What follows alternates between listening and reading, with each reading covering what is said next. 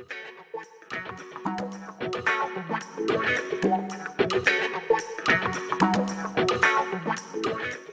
back to the channel.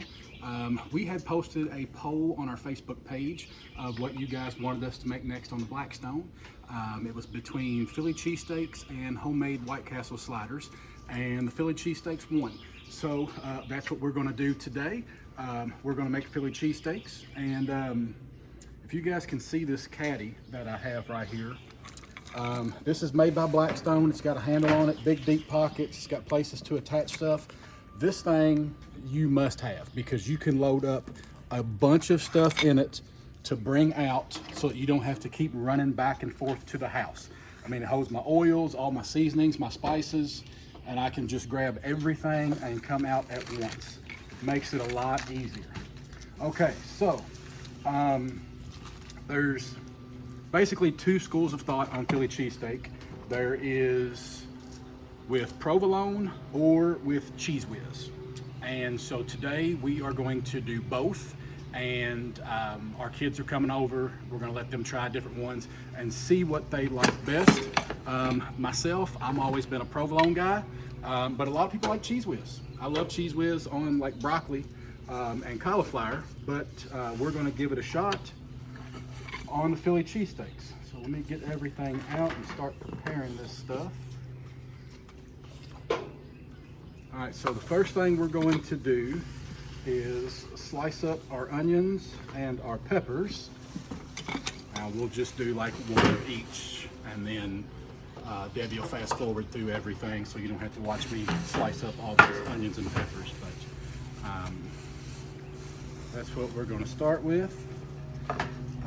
This here is a Blackstone cutting board, and what's awesome about it is you can actually put it on the griddle and cut on it, or if stuff's getting hot and you want to get it off but kind of keep it warm, you can put it up there like that. So it is a great little all-around multi-purpose cutting board.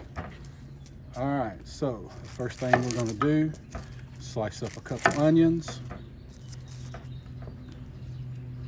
Good sharp knife is a key. If you guys want knife recommendations, feel free to send me a message. I've got a bunch of different ones that I like. And once I get this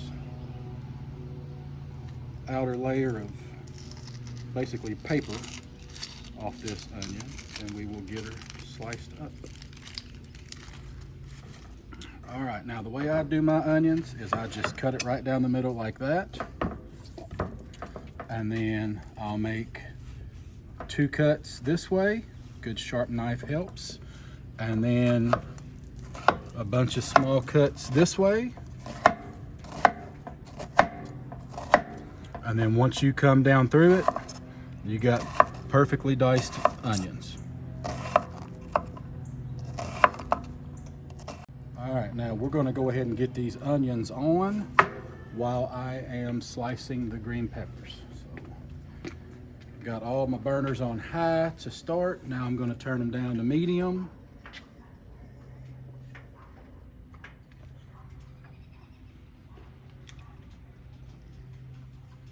Throw down a little oil. Spread it out a little bit. We'll do all of our onions, peppers, and mushrooms over here on that side. These are going to sizzle, take off.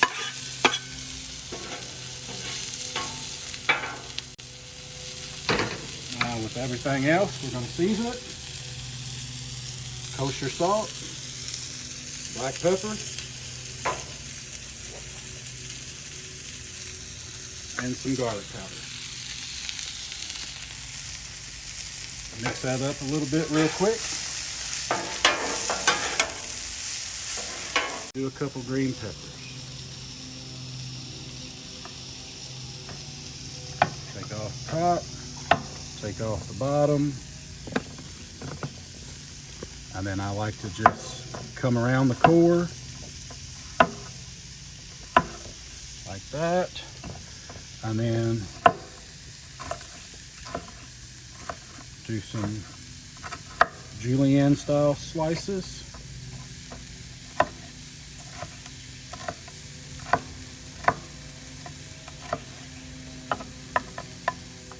Are green peppers a traditionally Philly cheesesteak No, item? they are not. Okay. Traditionally, Philly cheesesteaks are onion only, not mushrooms, not green peppers.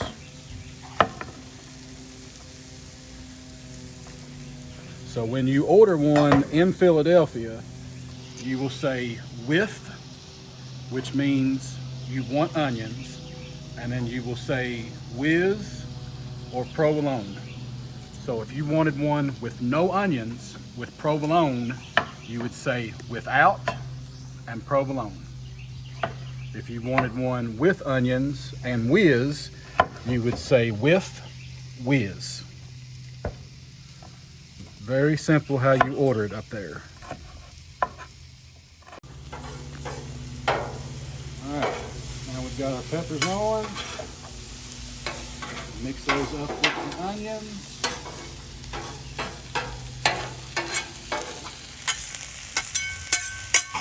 And give a little bit more oil.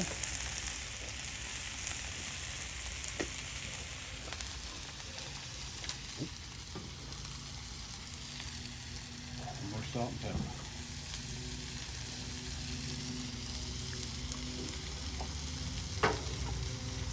Quick toss.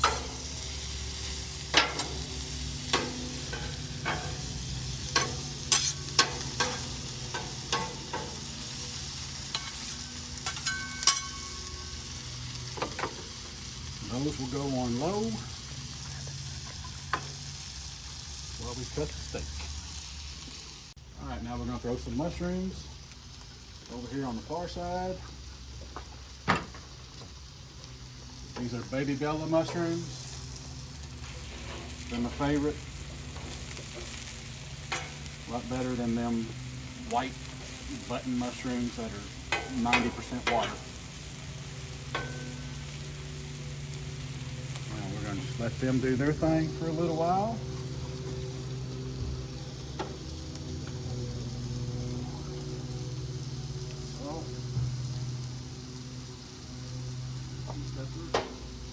Now the mushrooms are going to get a little bit of Worcestershire sauce. Not a whole lot. All right, now we're going to cut our steak. Ribeye only. Only.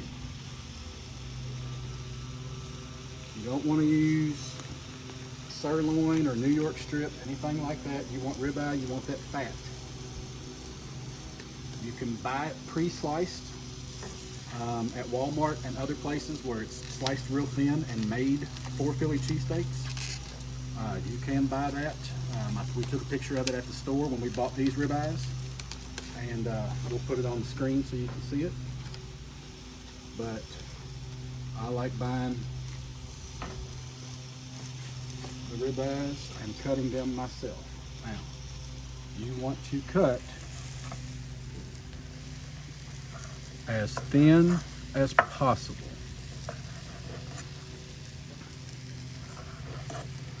You don't want paper thin where you can see through it, but you want thin.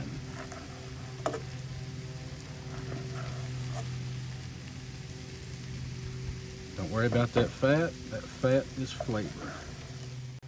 You said you had put these in the freezer first? Yes.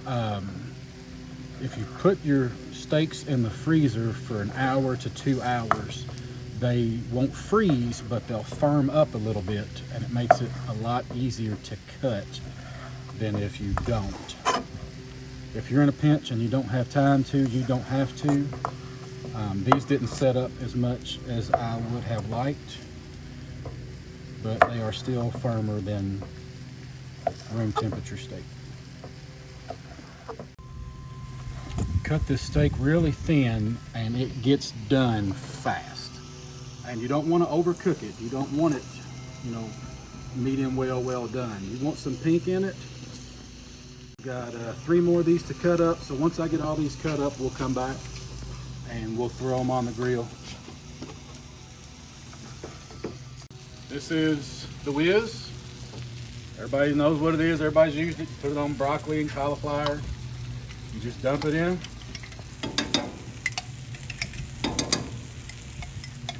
Everybody's seen it before.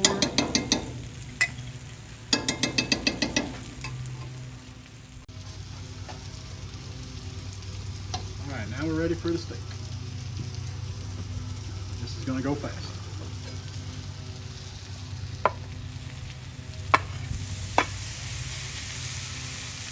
All right, hit it with a little oil.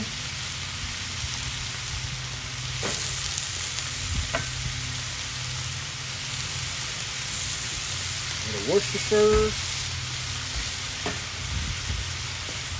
a lot of garlic,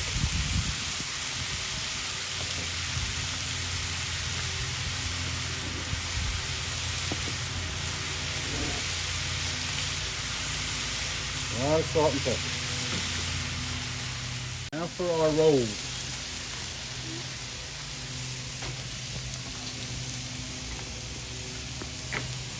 If you can find them, you want white Italian rolls that have not been cut. These have been cut, but not all the way through. That's what you want. You want that hinge. Throw a little bit of oil on each side.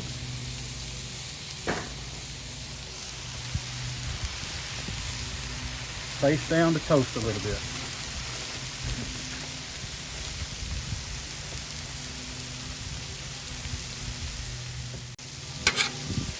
Guess Austin will go first. Austin, you want with onions and peppers, with mushrooms? How you want it? I'll take onions and peppers. Onions and peppers. All right. Do you want provolone cheese or the cheese whiz? Provolone. Provolone. All right.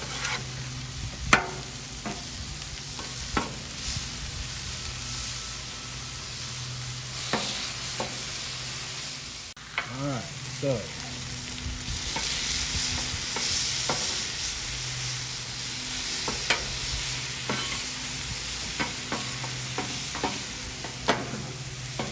Slide off a sandwich size portion.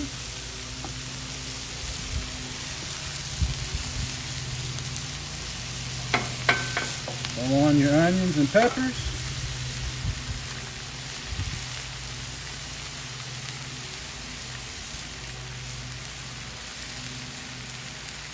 Put on your cheese.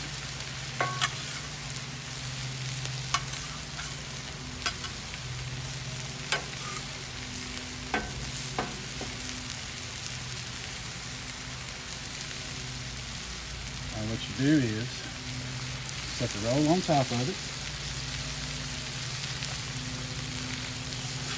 and then when it's ready,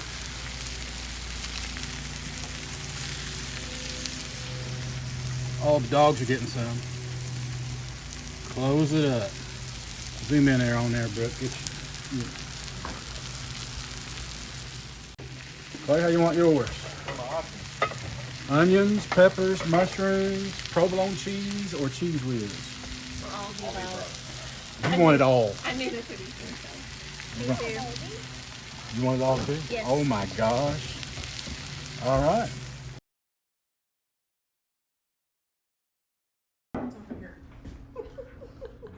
That's good. Get it messy? Mm-hmm. She's gonna fire for it. I did not sign a release to go on the YouTube channel. It's really good. I need to do that. Very good. Definitely top 3 piece Philly cheesesteaks I've ever had. Really? Top 3? I give it a.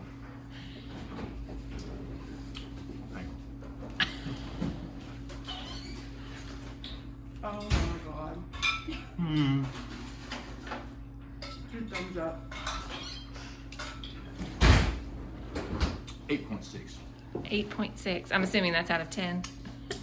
Very good score. Very good. All right, only got a couple more left to make. Debbie behind the camera, she's just doing meat and cheese. On mine, I'm gonna do mushrooms and provolone, and then I'm gonna do a second one with mushrooms and whiz, and then I'm gonna see which one I like better, the whiz or the provolone.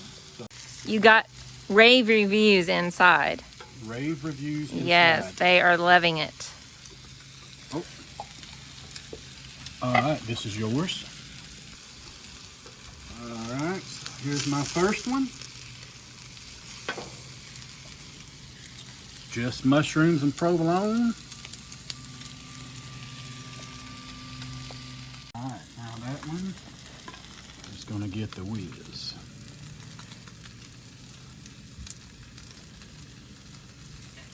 Cascading waterfall of hot melty cheese. We are going to go eat these now and spend some time with our family on this Sunday night before everybody gets back to work. I hope you enjoyed this. Only thing left is to clean up and go eat. So, hey everyone. So we made the Philly cheesesteaks. We ate dinner. Everybody enjoyed it. And now we just want to give some final thoughts about what we liked, the provolone versus the cheese whiz. Like I discussed before, most people around here eat provolone, but when you go to Philadelphia and get a true Philly cheesesteak, a lot of people up there swear by the whiz. I'd had cheese whiz many a times. Growing up, it was always in our house. Mom put it on, you know, broccoli and cauliflower, things like that. My dad had it in a little can and would squirt it on crackers and eat it like that. So, I mean, I've had cheese whiz a million times, but I'd never had it on a Philly cheesesteak. You didn't try it, did you? I did. Oh. I actually had the provolone and the cheese whiz, but I had not ever had cheese whiz before. I think you've used it before, but before that, before Chris, I've never eaten cheese whiz. I didn't grow up on it. Kind of reminded me of the ballpark nacho. Yeah. The nacho cheese and Yeah. the little cartons. I liked it with both. Okay. I did not do both. I did one of each. I had one with just provolone, and I had one with cheese whiz. And I'm going to be honest, the cheese whiz was really good. I'm not sure which one I liked better, and that really surprised me because anytime we go out, I always get provolone. But the cheese whiz was really, really good, and I would not hesitate to order that next time. Some of the kids did like Debbie did and did both the cheese whiz and the provolone, but I think I'm the only one that tried the cheese whiz alone. We were supposed to have fries with the Philly cheesesteaks, and I was going to put cheese whiz and steak meat on the fries and do some Philly cheesesteak fries for you guys. But we got carried away cooking the cheesesteaks and filming that we totally forgot to fix the fries. So that might be another video later on. But overall, the cheesesteaks were great. You can see how easy they are to make. You don't have to have a Blackstone. You can do it on your stovetop, do one skillet with your meat, and then you can do all your vegetables in another skillet, and you can toast your buns in the oven or in a toaster oven. So I do think that added a lot to the sandwich. Again, as I've said, I don't like cold sandwiches anyway, but I always like my bread toasted or it's always better to toast your bread. Yeah. I think Cameron's the only one that didn't, but he came in late from work. He was like an hour late. Took what was left. Yeah. But if you don't have a Blackstone, you need to get one. But until then, don't have one. Yeah. But until then, you can easily do these in the house.